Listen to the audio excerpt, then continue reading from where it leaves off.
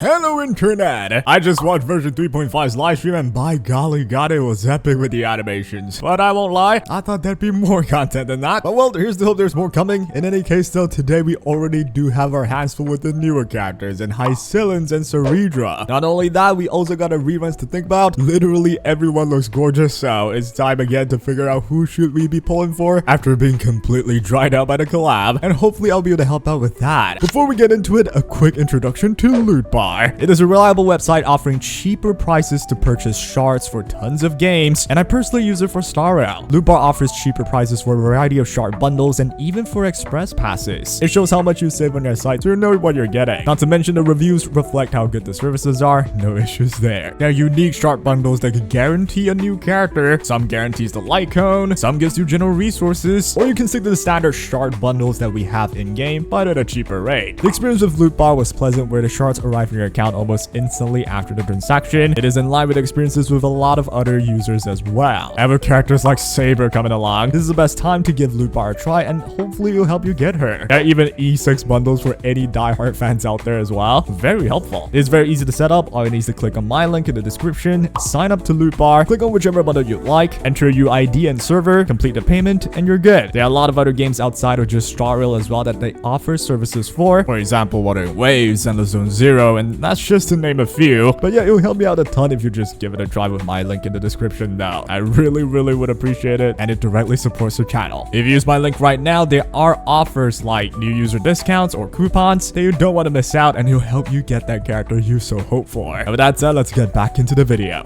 And let us just start with the first new character that will come. We got Hysilens. She's a 5-star physical Nihility character, and long story short, she is a dot amplifier, support, and sub DPS. Yep, she's practically everything you need for the dot archetype. Let's dive into her kit. Her talent allows any ally attack to inflict one random dot on enemies hit. This is already immediately insane with a combination of Kafka's frequent attacks. Kafka attacking more allows Hysilens to plant more dots with her talent, thereby allowing Kafka to activate those dots, which means more damage from Hysilens' dots as well. Her skill is a simple AoE hit that inflicts a debuff that increases damage taken by all enemies. This makes her support for dots since obviously you'll do more damage with this debuff intact. Finally, we have her ultimate, which activates a zone for 3 turns. Similar to a lot of other zone characters, its duration reduces by 1 at the start of her own turn, and her indicator is shown as these dots on the character's icon. Within the zone, enemies have decreased defense, which is very strong. On top of that, Hysilens will deal extra instances of physical dot damage for every dot damage taken by the enemies. This means for every dot that activates on an enemy, you will see an extra proc of physical dot damage. This ultimate essentially amplifies all damage, and it tops up any dot damage by the extra physical dot instance. The extra procs kind of reminds me of Robin's ultimate, and just being able to reduce defense very consistently is really big, especially for dot teams, considering Black Swan's defense reduction currently is a hassle to maintain, especially if the enemies die halfway.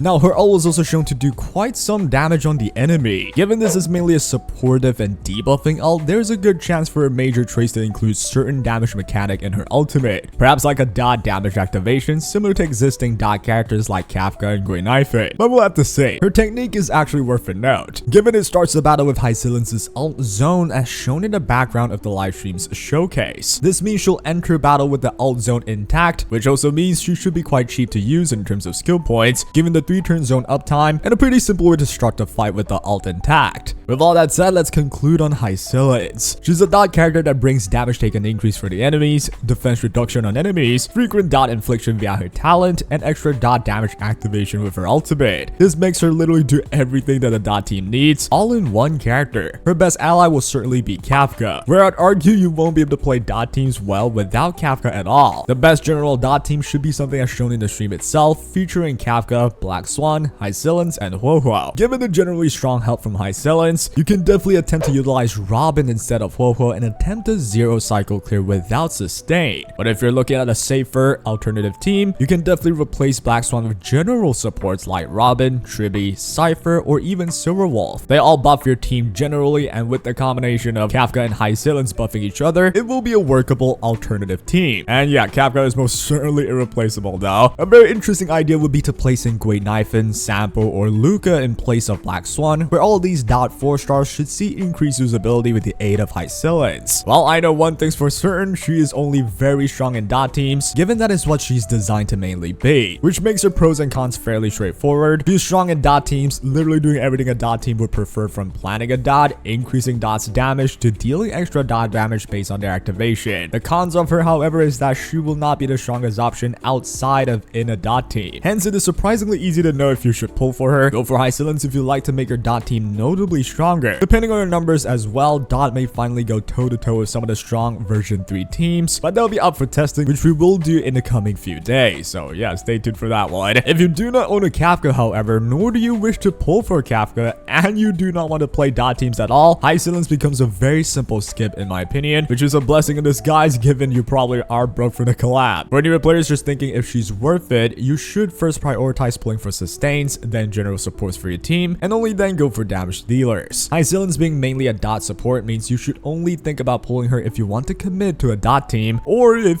you just love her with all your heart and want to play with her. That beats every logic right there and applies to everybody. With that one out the way, let's move on to the next character of the version. We got Cerydra. She's a 5-star wind harmony character, and to start with the conclusion, she is a single target buffer that doubles your skill instance. This one's an interesting one, so let's just dive right in. Her skill grants a special buff to an ally, which is this chess piece icon on top of the character here. Whenever the character with this buff attacks with a basic or skill, the number on this chess piece increases. Upon reaching 6 charge on this chess piece icon, the chess icon would glow in yellow, and your character can now duplicate the usage of their skill one time, ignoring its activation conditions. This is insanely strong because it's shown in the stream that Finan can just do his enhanced skill twice without needing to get enough Scourge stacks. For the case of Anaxa, he can perform his skill twice, and both of the times they'll just trigger the extra skill based on Anaxa's own kit, making for a quadruple Anaxa skill usage right there. Now, I'm certain there are other buffs effects as well, and considering the stream showed her with Finan, it's likely that it will be some sort of an attack buff or crit related buff, which I'd appreciate if they'll just show in stream, but we're not showed exactly what numbers she buffs. In any case though, just based off of the duplicate skill usage, she sounds insanely good for certain characters, but there's still quite a lot of mystery behind this, in my opinion. Given how vague information that the livestream contained, the big questions is regarding characters with enhancing skills like IL Dan Heng. How would the extra skill activation proc with IL skill usage, right? I would hope it would then trigger with the enhanced basic attack, but in the livestream they did not quite mention that basic attacks can be duplicated as well, even if you use the skill to enhance it first. This will largely affect how good Cerydra can be generally with other characters, but in her best team with Finan, she's certainly unmatched, and Finan might have just became the damage dealer with the most ridiculous damage output in one action. I will point out some of the potential issues later on, but let's just look at her ultimate first. Her ult is a simple AoE attack that also increases the charge count on the chess icon. Pretty straightforward. Her technique is also worth noting, given she applies the chess piece icon buff to whoever that attacks the enemy and triggers the battle. Her energy is shown to have increased as she enters battle, meaning she applies the chess piece buff by using her skill for free at the start of the battle. Pretty neat. Now then, let's conclude on Cerydra, but before that, a few points of interest for you to ponder on as well. Cerydra's best value will obviously be with Finan, given his ridiculous damage output on his enhanced skill and that she can just ignore the activation condition of needing 4 Scourge stacks. You just get 2 nuclear bombs for free, right? But how good is she outside of that? The issue is we aren't shown enough information to know how she works fully. If anything, I think the only way is to test them manually. One of the more interesting thoughts would be, how does Cerydra's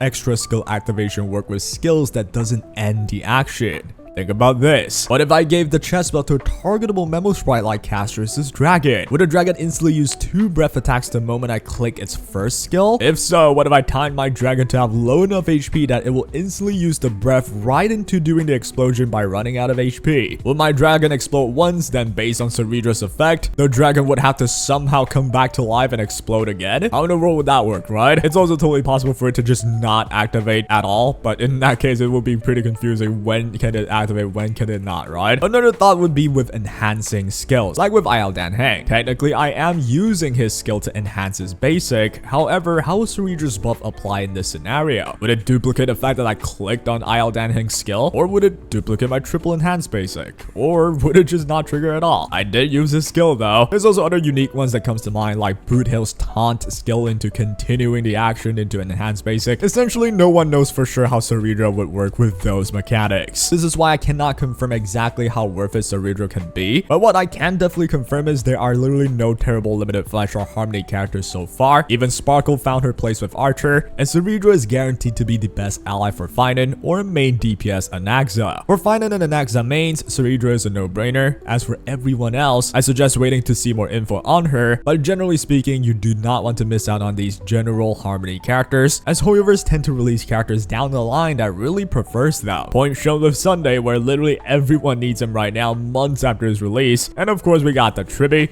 being the highlighted HP change archetype character. I personally make it a point to try and pull any harmony characters, and it hasn't failed me so far. It does open up a lot of team options where it'd be otherwise impossible to make the team happen, which is why I do recommend saving for her in this version. But do check out how she performs on this channel once her banner is closed. I'll definitely test her out. With all that said, it's time to touch on the reruns now, which are surprisingly pretty damn straightforward for once. We have Kafka in phase 1 and Silverwolf in phase 2. Both only recently obtained buffs. To start with the obvious Kafka, this is your best chance at getting a dot team ready if that is what you so hope for. She's the best dot activator and essentially damage dealer for dot archetype currently, being the only one that can consistently activate dots to deal damage instantly, bringing you the highest damage output in the shortest time for dot teams. Hoyo obviously designed Kafka to be rerun tier to pair with Hysilens, being the perfect duo for dots in this version. The strength of dot will still have to be tested first before I can say dot is OP and that you should build them, but I will be testing them on this channel in a few days or so. Do keep an eye out for that one. However, skipping dot teams in general is certainly still an option if you already got some strong version 3 teams set up. Gotta recover from that crazy collab plus finance season after all. With that said, let's take a look at Silverwolf now. She's now like the 5-star version of Pella, being able to constantly reduce defense of every enemy on field. Her main use case will be with someone like Akron that prefers debuff infliction while being on the nihility path. But Silverwolf is so generally useful that you can treat her as a plug-and-play support for nearly any team, just like how you would use a Pella. Silverwolf's unique ability to implant weakness certainly makes her better for various teams compared to Pella, which does make her a level above. She can nearly match the value of top tier supports, but obviously will not straight up outperform say a Tribi and a Castris team. However though, she can actually do good enough to max star any content that Tribi can in the same position, albeit she definitely won't overtake Tribi's value in that team. This does open up Tribi for a mighty team perhaps and allow you more wiggle room for your account. This one's honestly a tough one since she's simply generally decent, and I bet she'll help any accounts to just have more options, which is why in my opinion you should only pull her if you have any surplus and you wish to have more options with team building, allowing some of your other supports to be more spread out to other teams. This may be useful if they release an endgame content that takes more teams to beat, but who knows. And that will be all for my coverage for version 3.5's banner and breakdown. Hopefully it helped you out, and do let me know who you're going to be going for it in the comment section down below. I'm keen to know. And that will be all for me today. Take care.